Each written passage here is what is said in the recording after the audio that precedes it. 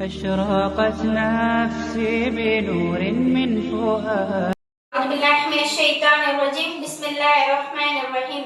إن الحمد لله نحمده ونستعينه ونستغفره ونعوذ بالله من شرور أنفسنا ومن سيئات أعمالنا. من يهده الله فلا مضل له ومن يضلل فلا هادي له. أشهد أن لا إله إلا الله وحده لا شريك له وأشهد أن محمدا عبده ورسوله. أما بعد. السلام عليكم ورحمة الله وبركاته. அகலாக்குன் மஹ்மூதா.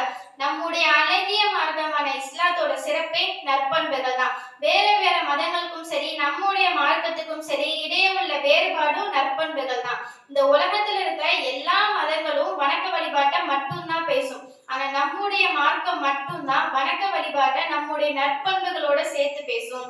அல் Muslim மன் சலிமா முஸ்லிமூன லிசானிஹி வ யதிஹி வன்னாசி அஜ்மாயின். ஒரு முஸ்லிம் பிற முஸ்லிமை நாவாலோ கரத்தாலோ தொல்லை கொடுக்காமல் இருப்பதாகும். ஒரு சமூகத்துல ஏமாற்றம் செய்யறது, மோசடி செய்யறது, நம்பிக்கை துரோகம் பண்றது இப்படிலாம் இருந்துச்சுன்னா அந்த சமூகத்துக்கு அல்லாஹ்வுடைய அருள் எப்படி கிடைக்கும்? ஒரு குடும்பத்தை எடுத்துக்கோமே. ஒரு குடும்பத்துல இருக்க ஒவ்வொரு உறுப்பினர்களும் வெறுப்போட நடந்துக்கிறாங்க, பொறாமைப்படுறாங்க, அனுசரிச்சு போக மாட்டாங்க அப்படின்னா அந்த குடும்பத்துக்கு அல்லாஹ்வுடைய அருள் எப்படி கிடைக்கும்? அப்ப இங்க புரிஞ்சுக்க வேண்டிய ஒரு விஷயம் என்னன்னா, அல்லாஹ்வுடைய அருளுக்கும் நம்முடைய பண்புகளுக்கும் நெருங்கிய தொடர்பு இருக்கு. இந்த ரமலான் மாசங்கிறது வெறும் பசி தாகத்தை மட்டும் குறிக்கிறது கிடையாது. ஒரு சாதாரண மனிதனை நற்பண்புகள் நிறைந்த மனிதனா மாத்திர ஒரு புனிதமிக்க மாதமா தான் இந்த ரமலான் மாசம் இருக்கு. மக்கள் எல்லாரும் என்ன நினைக்கிறாங்கன்னா, இந்த ரமலான் மாசத்துல உணவு சாப்பிடக்கூடாது, தண்ணி குடிக்க கூடாது அப்படின்னு தான் நினைக்கிறாங்க. ஆனா நம்ம முக்கியமா என்ன நினைக்கணும்னா, நம்மளோட கெட்ட குணங்கள் எல்லாத்தையும் தவிர்த்துட்டு நற்பண்புகளை கடைபிடிக்க கூடியவங்களா மாறணும் அப்படின்னு தான் நம்ம நினைக்கணும். ரமலான் மாசம் அல்லாத மற்ற மாசத்துல செய்யாத பல விஷயங்களை நம்ம இந்த மாசத்துல செய்வோம். சதகா செய்யறது, பொறுமையா இருக்கிறது, நல்ல விஷயத்தை பத்தி பேசுறது, புறம் பேசாம இருக்கிறது, இந்த மாதிரி விஷயத்தை தான் நம்ம அதிகமா செய்வோம். ரமலான் மாசம் அல்லாத மற்ற மாசத்துல செய்யற பல விஷயங்கள்ல இந்த மாசத்துல நம்ம தவிர்த்து இருப்போம். ஒருத்தவங்களை திட்டுறது, அடிக்கிறது, சண்டை போடுறது, புறம் பேசுறது, கெட்ட விஷயத்தை பத்தி பேசுறது, இந்த மாதிரி விஷயங்கள நம்ம தவிர்த்து இருப்போம். இப்ப நம்ம எந்த அளவுக்கு அமல்களுக்கு முக்கியத்துவம் கொடுக்கிறோமோ அதே அளவுக்கு நம்முடைய பண்புகளுக்கு முக்கியத்துவம் கொடுக்கணும். ஒண்ணு விட்டு ஒண்ணு செஞ்சா சரியாகுமான்னு கேட்டா சரியாகாது. அமல் இருந்தாலும் குணம் இருக்கணும், குணம் இருந்தாலும் அமல் இருக்கணும். ரெண்டுமே ஒரு சேர இருந்தா மட்டும்தான் இன்ஷா அல்லாஹ் அல்லாஹ் கிட்ட நமக்கு மறுமையில வெற்றியும் கிடைக்கும். நபி ஸல்லல்லாஹு அலைஹி வஸல்லம் அவங்க மக்கால இருந்து ஹிஜ்ரத் செஞ்சு மதீனாவுக்கு போறாங்க. அங்க பள்ளியில தொழுதுட்டு மக்களுக்கு உபதேசம் செய்றாங்க. ஒரு 3 விஷயத்த சொல்றாங்க. என்ன சொல்றாங்கன்னா, ஸலாத்தை பரப்புங்க, ஏழைகளுக்கு உணவளிங்க, மக்கள் எல்லாம் உறங்குறப்ப நீங்க நின்று வணங்குங்க. இந்த 3ஐயும் செஞ்சு சொர்க்கத்துல கண்ணியமான முறையில நுழையுங்கன்னு சொல்றாங்க. இப்ப என்னதான் வணக்க வழிபாடுகள் எல்லாம் இருந்தாலுமே ரசூலுல்லாஹ் என்ன சொல்றாங்க? நம்முடைய குணத்தை பத்தி தான் சொல்றாங்க.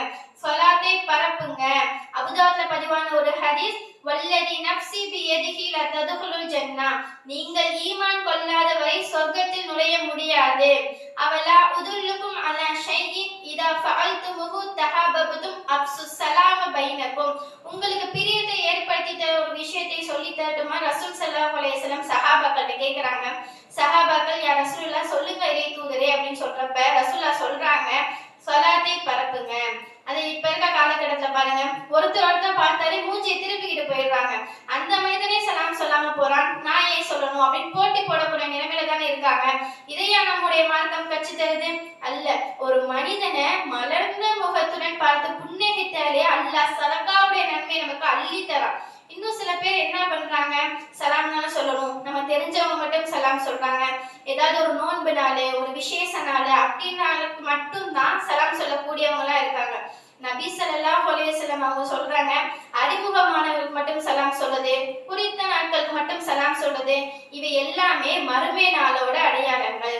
சலாம் சொல்ற மூலமா ஒரு இணக்கத்தை ஏற்படுத்தும், சலாம் சொல்ற மூலமா ஒரு பிரியத்தை ஏற்படுத்தும்.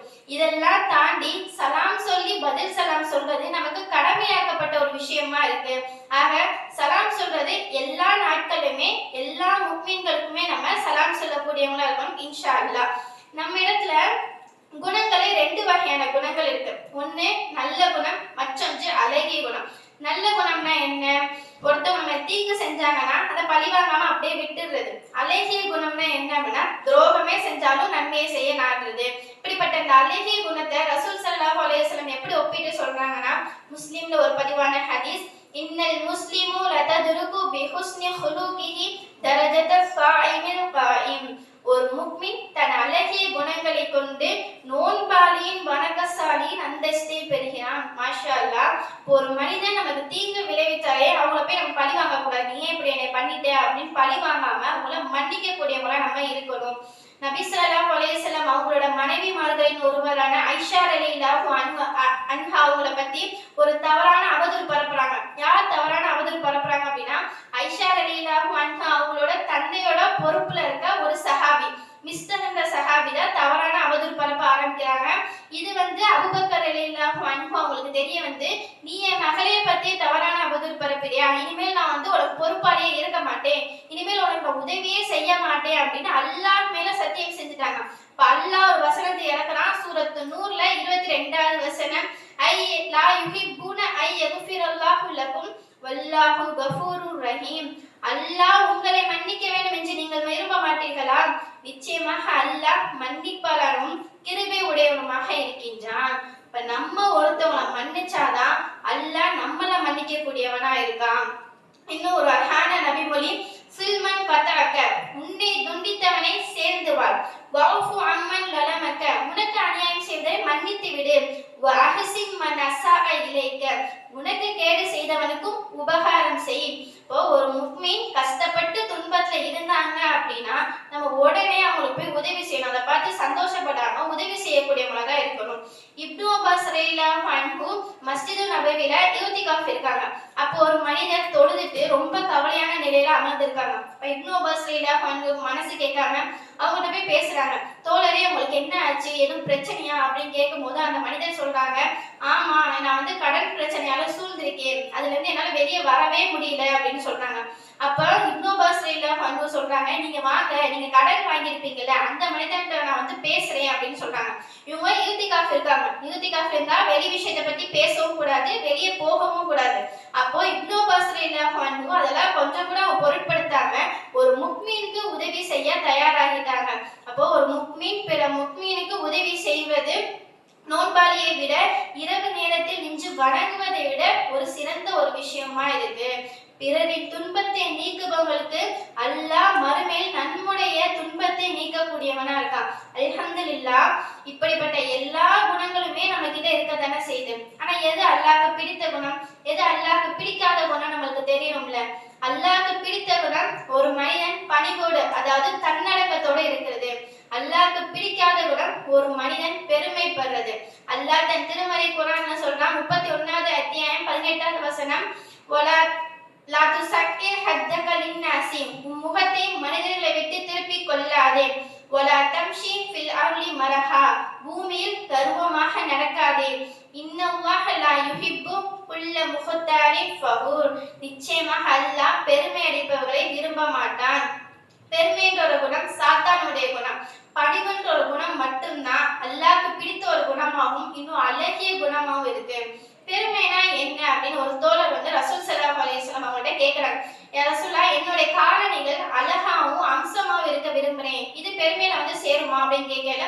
ரசூலுல்லாஹ் சொல்றாங்க, இது பெருமை அல்ல, இது அழகு. அல்லாஹ் அழகானவன், அவன் அழகையே விரும்பக்கூடியவனா இருக்கா அப்படின்னு சொல்றாங்க. இப்போ பெருமைனா என்னன்னு சொல்லிட்டு ஒரு 3 விஷயத்த சொல்றாங்க. இறை வரம்புகளை மீறுறது, உண்மையை மறுக்கிறது, பிறரை இழிவா பார்க்கிறது. இதுதான் பெருமை. இந்த பெருமை எப்பெல்லாம் ஒரு மனிதனுக்கு வசதி வாய்ப்பு கூறுறப்ப, அறிவுல சிறந்து விளங்குறப்ப, உயர் அந்தஸ்துல ஒரு மனிதன் இருக்கல, இந்த 3 விஷயத்துல ஒரு மனிதன் இருந்தான் அப்படின்னா அவனுக்கு ஆட்டோமேட்டிக்கா பெருமைன்ற ஒரு குணம் வந்துடும். இப்ப எவ்வளவுதான் வசதி வாய்ப்பு எல்லாம் இருந்தாலும் இறைவனுக்கு முன்னாடி நம்ம எல்லாருமே சாதாரண அடியான் தான்.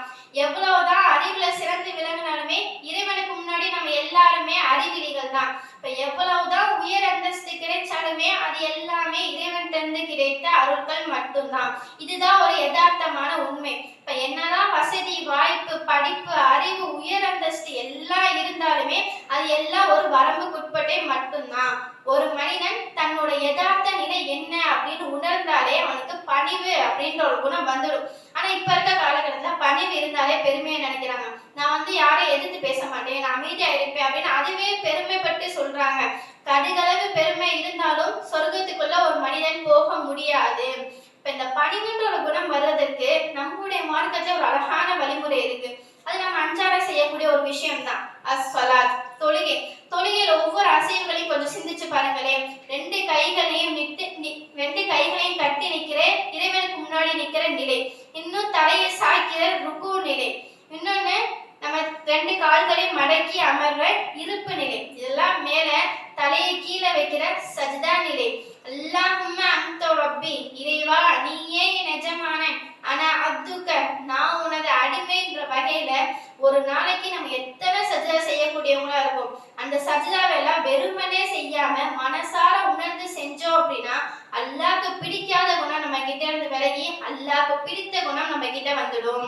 அப்போ இப்படிப்பட்ட இந்த தொழுகையை மக்கள் எல்லாரும் எப்படி தொழுகிறாங்க?